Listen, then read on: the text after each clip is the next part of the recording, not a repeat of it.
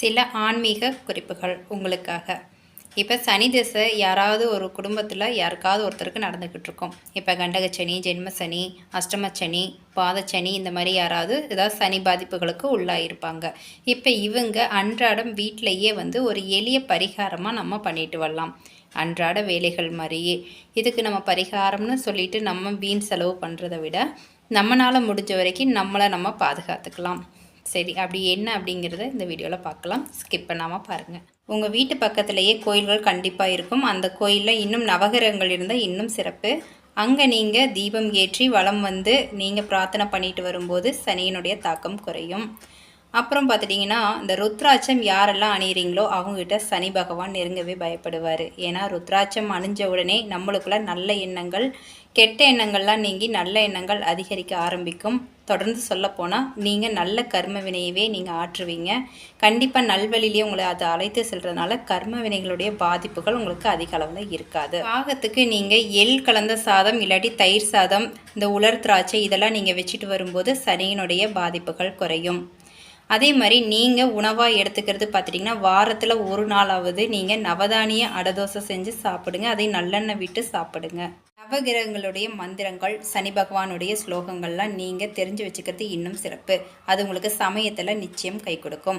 இப்போ தொலைதூர பயணங்கள்லாம் நீங்கள் போயிட்டு வரீங்க அப்படின்னா இந்த மந்திரங்களை நீங்கள் உச்சரிச்சுட்டு போகும்போது உங்களுக்கு சனி பகவானே ஒரு பாதுகாப்பு கவசமாக செயல்படுவார். அன்றாட வேலைகளில் ஒன்று நம்ம என்ன பண்ணுவோம், பிரார்த்தனை பண்ணிட்டு தான் நம்ம வெளியில் நம்ம வேலைகளை பார்க்க ஆரம்பிப்போம். அப்படி நீங்கள் பிரார்த்தனை பண்ணும்போது சனி பகவானுக்குரிய மந்திரங்களை நீங்கள் உங்கள் பூஜை அறையில் மனதார வாய் விட்டு சொல்லிவிட்டு ஒரு டம்ளர் தண்ணி குடிச்சிட்டு நீங்கள் வெளியில் போனீங்கன்னா கண்டிப்பாக உங்களுக்கு சனி பகவானுடைய தாக்கம் குறையும்.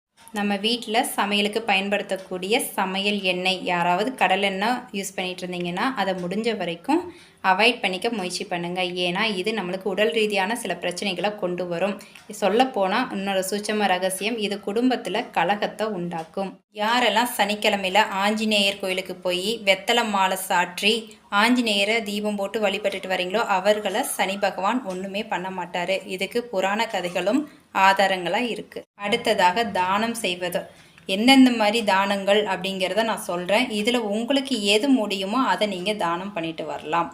இப்படி நீங்கள் தானம் பண்ணிட்டு வர்றதுனால உங்களுக்கு சனி பகவானுடைய மனசுலேயே இடம் பிடிச்சிருவீங்க. அது என்னன்னு நான் சொல்கிறேன். நல்லெண்ணெய், கருப்பு உளுந்து, இரும்பு சட்டி, கருப்பு கலரில் கொடை, கருப்பு கலரில் கம்பளி, கருப்பு கலரில் செருப்பு. அதனால் முடிஞ்சால் ஏழை எளிய குழந்தைகளுக்கு கல்வி செலவை ஏற்றுக்கங்க. இல்லை அந்தளவுக்கு எனக்கு வசதி இல்லைங்கன்னு சொல்கிறவங்க ஒரு பேனா, பென்சில், நோட்டு இந்த மாதிரி ஏதாவது முடிஞ்ச அளவுக்கு வாங்கி கொடுங்க. ஆதரவற்றவர்களுக்கு, முதியோர்களுக்கு, குழந்தைகளுக்கு இவங்களுக்கெல்லாம் நீங்கள் அன்னதானம் பண்ணுறது இன்னும் சிறப்பு.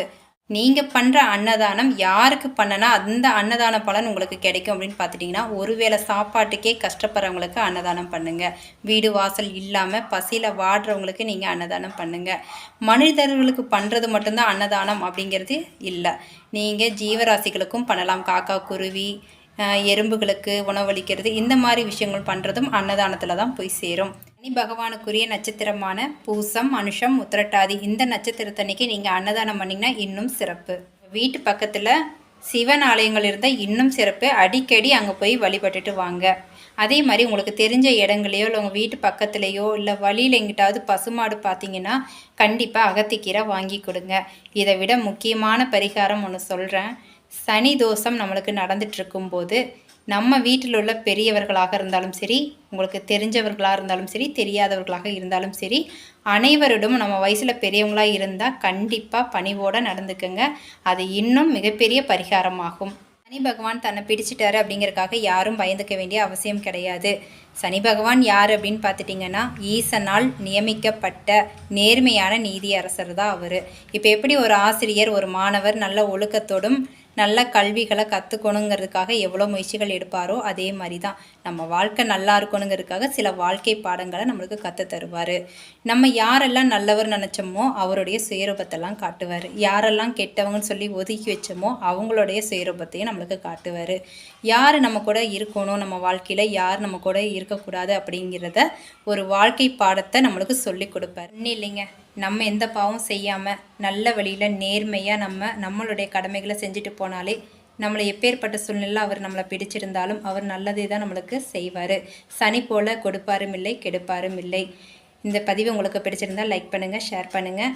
இன்னும் நம்ம சேனலை சப்ஸ்கிரைப் பண்ணாதவங்க சப்ஸ்கிரைப் பண்ணி பாருங்கள். மீண்டும் இன்னொரு பதிவோடு உங்களை நான் சந்திக்கிறேன். நன்றி.